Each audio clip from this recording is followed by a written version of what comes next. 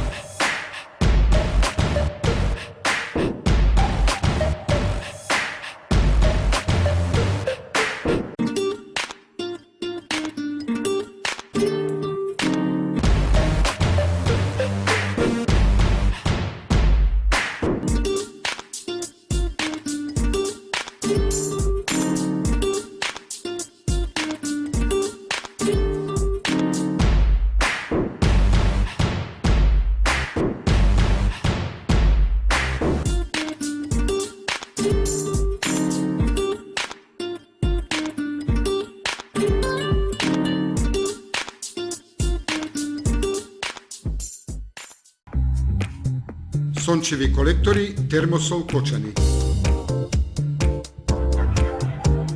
20-годишното искуство и стручност на инженер Никола Соколов, вградени во сончеви колектори, ви гарантираат сигурна заштита и благодет во домот. Зошто да плаќате скапа струја?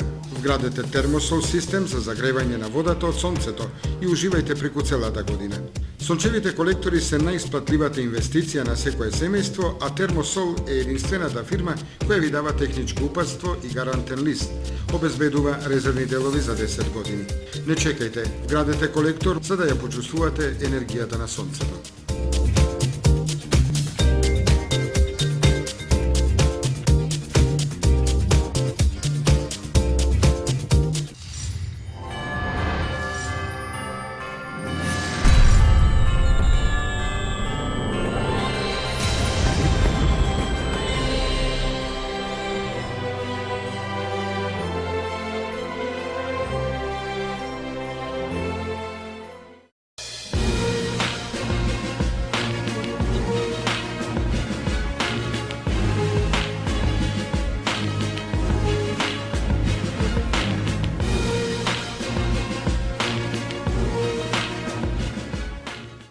Невработеноста и рестартирањето на неколку кучански стопански капацитети во кои постои инфраструктурата, владата ќе го решава со присуство на Браунфилд инвестиции.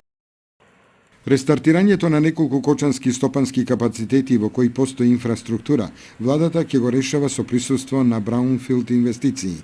На овој начин, дел од капацитетите ќе бидат рестартирани, а невработеноста ќе биде намалена. Се разговара со повеќе потенцијални странски инвеститори, веќе сме сведоци за една мала но сепак перспективна инвестиција која што веќе започнува во нашиот град. Има најави за уште неколку, меѓутоа во фаза на преговори е, така да очекуваме во периодот што следи да се реализираат.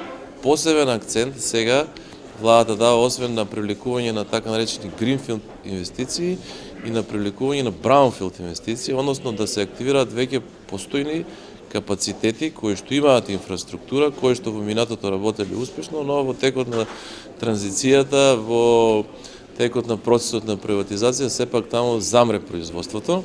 Кочани има повеќе такви капацитети кои што имаат потенцијал. Заинтересираните странски инвеститори се запознати со расположивите капацитети во општината и се очекува наскоро да им бидат понудени на користење. За невработеноста во општина Кочани, ова ќе значи можност повеќе за нови вработувања.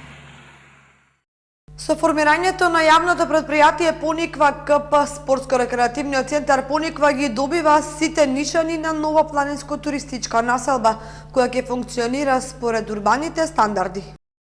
Со усвојувањето на статутот на новоформираното заедничко јавно предпријатие Пониква КП Кочани, конечно се создадени сите предуслови за ставање на истото во функција на дејноста за која е формирано. Двете општини Кочани и Пробишти преку 5 вработени ќе действуваат согласно преземените обврски за извршување на комуналните и други услуги во функција на собствениците на викенд кукичките, на угостителските и сместувачките капацитети, на викендашите и туристите и на новите содржини, кои во последната година ги доби овој се поатрактивен зимски центар на Соковските планини. Со активирањето на новото предпријатие се очекува да запре еколошкото наградување на Пониква и да ги нема повеќето непријатните слики со сметот и целокупниот отпад. Освен тоа, многу други сегменти од сферата на водоснабдувањето и одржувањето на патиштата во зимски услови ќе бидат решени квалитетно и во согласно со урбаните стандарди. Впрочем, како што градовите имаат фирма домаќин, така и ова населба добива комунално предпријатие кој ќе ги унапреди стандардите за организирано живење во современа туристичка населба. На стартот заедничкото јавно предпријатие Пониква КП ќе ангажира 5 вработувања, од кои 3 од Кочани и 2 од Пробиштип, а во иднина развојниот пат на истото ќе зависи од целокупниот развој на спортско-рекреативниот центар Пониква. Трансферот на Аки Акиов сериозен удар за опозицијската СДСМ, двојна добивка за владеачката ВМРО ДПМНЕ. Ромските гласови се добиваат со советници, но и со улици.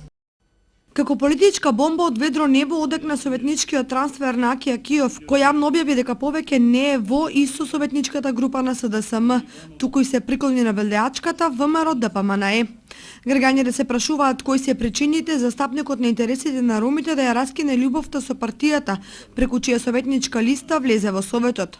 Одговор за сега нема ниту од Акиов, ниту од неговите довчерашни сопартици. Во јавноста се шпекулира дека Акиов бил незадоволен од третманот во СДСМ. Покрај тоа, новото друштво му ветело решавање на неколку екзистенцијални прашања, што никогаш не го добило од социјалдемократите. За опозицијската СДСМ трансферот на Акиов е уште еден сериозен удар, бидејќи губат еден од најсилните адути во ромската заедница, која е значајно гласачко тело во општина Кочани. Од друга страна, во ВМРО ДПМНЕ сметаат дека оствариле двојна добивка, бидејќи гласот на Акиов во Советот ќе ги дисциплинира другите советници од позицијата да не настапуваат ултимативно заради остварување лични интереси. Покрај тоа, со Акиов владеачката партија веројатно ќе оствари целосно влијание во ромската заедница, што е многу битно во време на избори. Иако во ВМРО ДПМНЕ велат дека гласовите овде ги добиваат првенствено како резултат на изградбата на улици и решавање на други инфраструктурни прашања кои влијаат за значително подобрување на животот.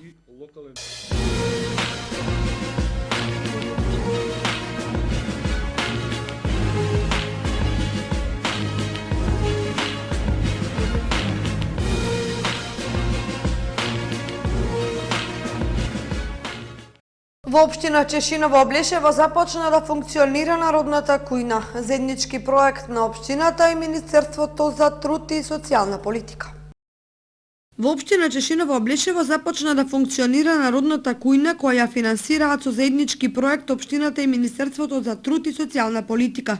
Десетина социјалци, корисници на социјалната помош од општината, секојдневно ќе добиваат топол оброк, толку неопходен за оваа категорија граѓани од општината. Отворањето народни кујни и во руралните општини во државата е проект кој го реализира владата на Република Македонија. Проектот е поддржан од Министерството за труд и социјална политика во соработка со општина Чешиново Облешево. За реализација на овој проект од страна на општина Чешиново Облешево и градоначалникот господин Костадин Личков е задолжено лице кое секојдневно ќе се грижи за подготовка на храната, како и обезбедување на садови во кои ќе се дистрибуира храната до крајните корисници, додека Министерството за труд и социјална политика ги обезбеди средствата за подготовка на храната. Полициското оделение за безбедност во патниот сообраќај Кочани денеска и утре спроведува превентивна акција кај возачите за почитување на сообраќајната култура. Полициското оделение за безбедност во патниот сообраќај Кочани во соработка со Одсекот за превенција при СВР Штип денеска и утре ја спроведуваа превентивната акција за тоа дали досегашните реализирани акции влијае свесно кај возачите за почитување на сообраќајната култура. Ова акција што ќе се спроведува денеска и утре насловена под мотото "Грижи се за својата безбедност и безбедноста на другите учесници во сообраќајот" и на сите оние возачи или сите оние учесници во сообраќајот кај кои ќе се констатира дека ги почитуваат сообраќајните прописи и правила, од страна на полициските службеници ќе им бидат доделувани подароци со логото на акцијата кои се изготвени од Одсекот за превенција при СВР Штип. Од полициското оделение за безбедност во патниот сообраќај Кочани истакнуваат дека по овие активности ќе бидат принудени да применуваат поригорозни репресивни мерки кон оние возачи и непочитувачи на сообраќајната култура.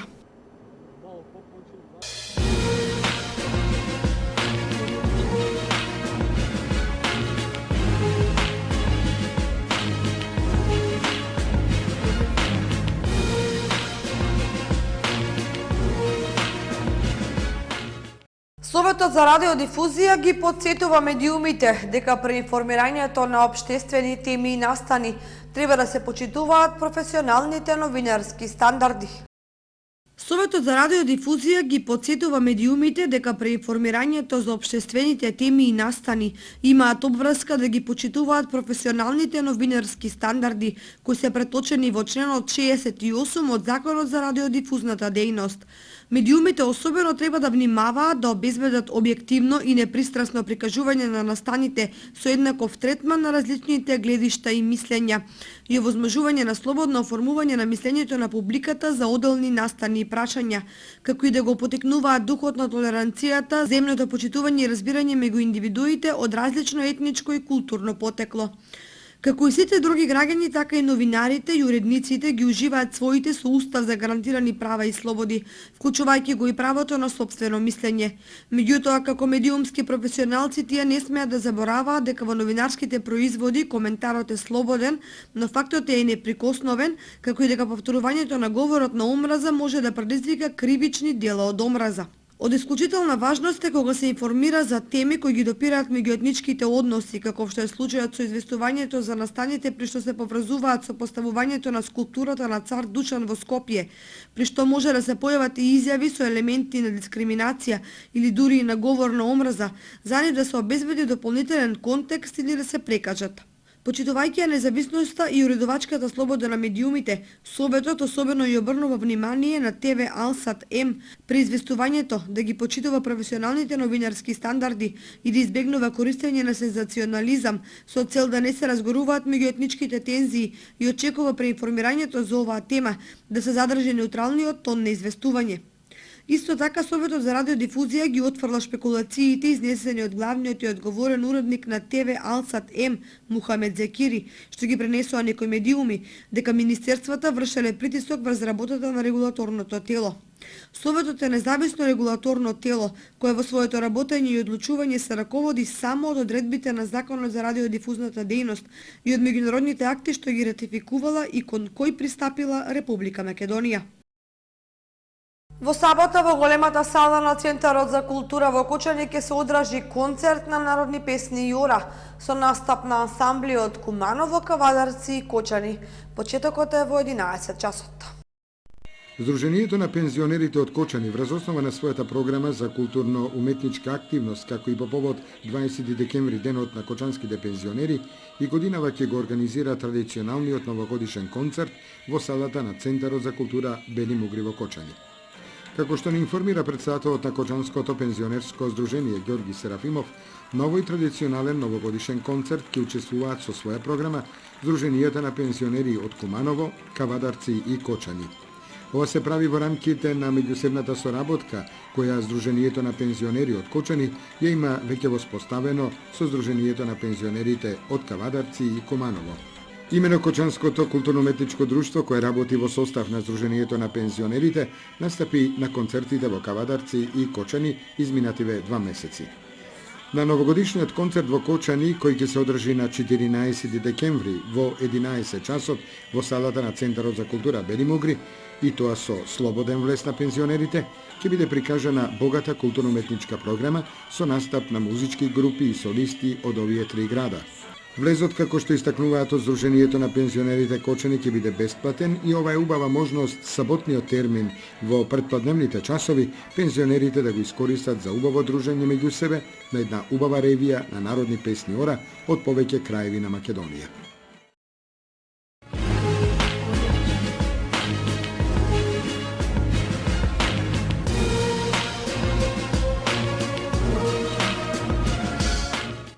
Со буџетот за наредната година Општина Кочани за спортот и спортски активности на клубовите од општината ќе одвои 1.200.000 денари.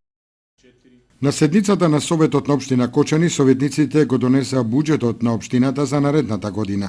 Во него за спорт и спортски активности на клубовите од општината ќе бидат издвоени 1.200.000 денари. Во расправата беа посочени и неколку предлози, посебно од советниците, за поголемо финансирање на клубовите. Се однесува до спортот во Кочани, секогаш ќе кажам дека секогаш било издвоено малку и затоа и резултатите кои што ги имаме на спортски план се минорни. Сепак речеме дека тоа е во рамките на она што може да го направи општината. Сакам да предложам да се направи еден резервен фонд, така да кажам, кој што настрана од овие барања што ги имаме од клубовите кои што до сега се поднесени, од кој што фонд ќе може да се наградат, така да кажам, одредени постигања спортски или да се помогнат ново формирани клубови кои што ќе се формираат од денеска па натаму. Во доставените планови за работа и активност, спортските клубови од општината Кочани побара од општината средства во износ од 4.700.000 денари. Овие средства, како што истакнуваат во своите програми, во многу ќе значат за развојот на спортот и спортското живење во општината.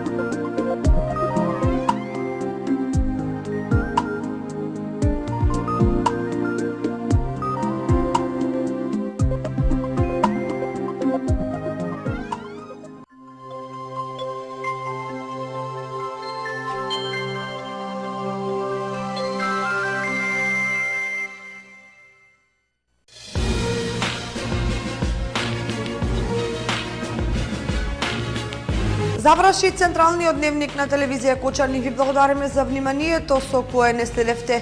Имајте пријатна вечер. Довидување.